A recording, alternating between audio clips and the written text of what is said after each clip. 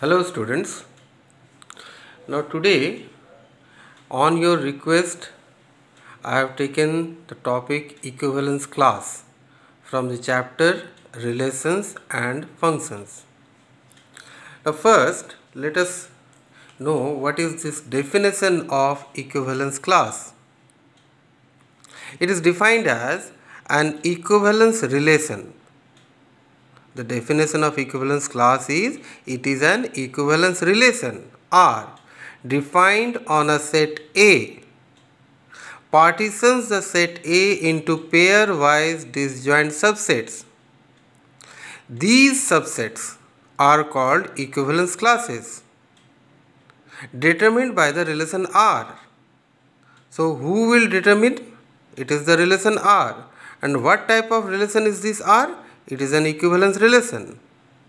Now the set of all elements of A related to the elements of small a belongs to capital A is denoted by this square bracket A.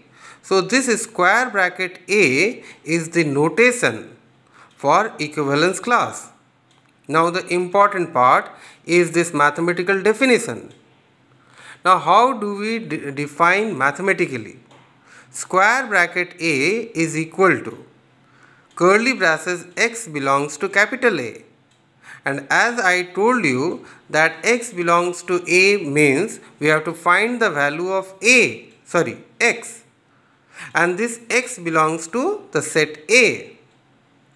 And such that this ordered pair XA belongs to R. Remember, this R is an equivalence relation. So this is called equivalence class. Now let us understand this definition through an example. Now the example is, let's set Z. How the set is defined? It is Z. Now this R is equal to curly braces ordered pair such that 2 divides A minus B. Write the equivalence class 0. Now as I told you that if I have to find this equivalence class, that means this relation R is an equivalence relation. This relation R is an equivalence relation.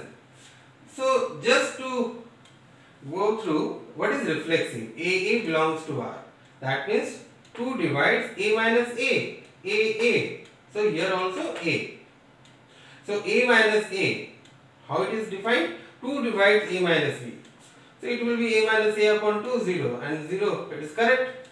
Symmetric. AB belongs to R implies BA belongs to R. AB belongs to R means A minus B divided by 2, and if it is divided by 2, that means it must be a multiple of 2.